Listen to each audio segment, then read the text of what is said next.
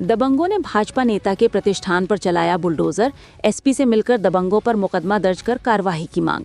CM Yogi Adityanath का माफियाओं के खिलाफ लगातार बुलडोजर चल रहा है और सीएम को बुलडोजर बाबा के नाम से भी जाना जाता है। लेकिन उनके गृह जनपद गोरखपुर में ही कुछ लोगों के हौसले इतने बुलंद हैं। भाजपा के सक्रिय कार्यकर्ता व पिछड़ा आयोग के सदस्य चिरंजीवी चौरसिया के प्रतिष्ठान को बिना बताए बुलडोजर चलाकर ध्वस्त कर दिया गया। इस मामले को लेकर आज व्यापारी संगठन और भाजपा के एक प्रतिनिधि मंडल ने एसपी सिटी से मिलकर उनको ज्ञापन के माध्यम से बताया कि घटना में शामिल आरोपियों को जल्द गिरफ्तार किया जाए और हमें आर्थिक क्षतिपूर्ति दी जाए। आपको बता दें कि कोतवाली थाना क्षेत्र के हजारीपुर स्थित भाजपा नेता व पिछड़ा आयोग प्रकोष्ठ प्रदेश उपाध्यक्ष चिरंजीवी चौरसिया की बहुत साल से स्थापित व्यावसायिक प्रतिष्ठान को बुलडोजर के माध्यम से गिरा दिया गया है। इस घटना के बाद पूर्वी उत्तर प्रदेश युवा उद्योग व्यापार मंडल ने इसकी कड़ी निंदा करते हुए पुलिस प्रशासन से कठोर कार्रवाई की मांग किया है। बीजेपी नेताओं ने बताया कि महानगर में पुलिस पहले जैसे गश्त नहीं कर रही है, इसी कारण रात में आपराधिक घटनाएं बढ़ रही हैं, इसलिए रात में पुलिस की गश्त बढ़नी चाहिए।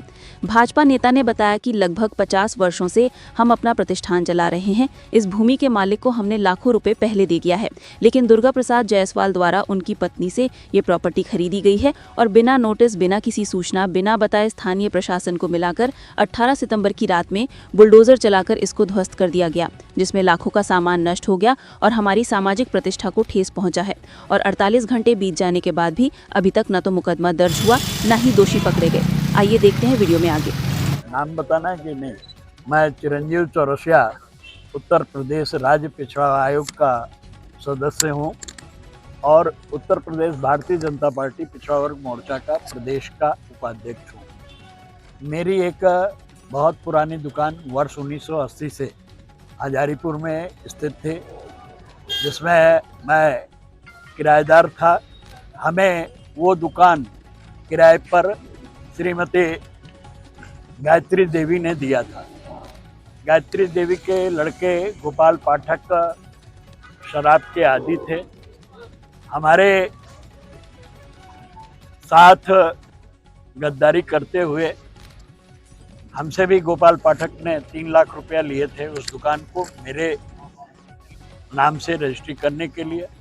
बाद में उन्होंने एक भूमाफिया दुर्गा प्रसाद जायसवाल को वो रजिस्ट्री उनकी पत्नी ने कर दिया और उसके कारण वो कभी हमको बताए नहीं। उन्होंने ये ज़मीन, शायद हमें जो लगता है, मैं कागज़ मांगता हूँ तो दिखाया नहीं उन्होंने कभी। और वो कहते हैं कि मैंने ये 2000 में ज़मीन खरीदी है। और अब हमको जो है आज से 10-15 दिन पहले मुझे ये मालूम हुआ कि वो जो है ज़मीन, हमारा मकान, हमारी दुकान खाली कराना चाहते हैं।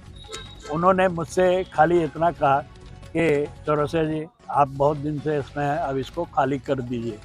मैंने कहा कि मैं ये ज़मीन खरीदना चाहता हूं। और उन्होंने उसके बाद 18 तारीख की रात में, जब विश्वकर्मा पूजा के दिन हमारे जो वहाँ कर्मचारी रहते थे वो सब घर गए हुए थे, उसी दिन उन्होंने जो है रात में बुलडोज़र लगा के दुस्साहस करते हुए और मेरी दुकान को उन्होंने डिमॉलिश कर दिया, गिरा दिया। और आज उसी के संदर्भ में जब व्यापारी वर्ग इस शहर में मुझे महाराज जी के नेतृत्व में पूरा समर्थन देता है, तो भूमाफिया यहाँ पे तरह तरह की घटनाएं कर रहे हैं। इतना बड़ा दुर्भाग्य है कि प्रदेश का, भारतीय जनता पार्टी का प्रदेश का उपाध्यक्ष होने के बाद आज हमारी ही दुकान जो है जमींदोज कर दी गई और उसमें से हमें निकालने का प्रयास किया जा रहा है। वरिष्ठ भाजपा नेता है आप, और प्रशासन का क्या रवैया है आपका? अब प्रशासन से कल हमने बातचीत किया था, सीओ साहब ने तो कहा था कि उसकी गिरफ्तारी हो जाएगी, लेकिन अभी सुबह जब हम वहाँ से मलबा हटा रहे थे तो उन्होंने हमें रोकने की कोशिश किया, यानी कि वो उनको गिरफ्तार नहीं किया है। तो आज इसी क्रम में एसएसपी साहब से हमने समय लिया था। अब निश्चित रूप से ये घटना बहुत ही हृदय विदारक है। मैं 45 साल से उसमें दुकान में हूँ और मेरे जैसे कार्यकर्ता के साथ इस तरह की घटना हो जा रही है, बहुत निंदनीय है और बहुत पीड़ादायक है। क्या मांग है आपकी? अब उसमें हमारा बहुत सारा सामान जो है क्षतिग्रस्त हो गया। बहुत हमारा आर्थिक नुकसान हुआ है। उन्होंने बुलडोजर से रात में ही सामान हमारे सब ढो के उठा के ले गए हैं। वो सामान हमें मिलना चाहिए, क्षतिपूर्ति मिलनी चाहिए और मुझे उसमें कब्जा बरकरार रखना अच्छा, चाहिए। न्यायालय में कोई मामला है क्या? कभी नहीं, कोई बात नहीं, आज तक कहीं तो मैं भी नहीं है हमसे किसी से। लगभग कितने की सामान क्षति हुई है? और अभी तो उसमें मलबा में दबा हुआ है कुछ सामान, लेकिन तभी हम समझते हैं कि 5 से 6 लाख रुपए से ज़्यादा के सामान हमारे जो है उठा ले गए हैं।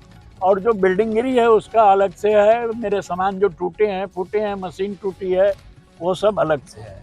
मुकदमा अभी- दर्ज हुआ कि नहीं इसका? अभी मुकदमा दर्ज हुआ होता तो वो अपराधी कैसे घूमता है, वो घूम रहा है।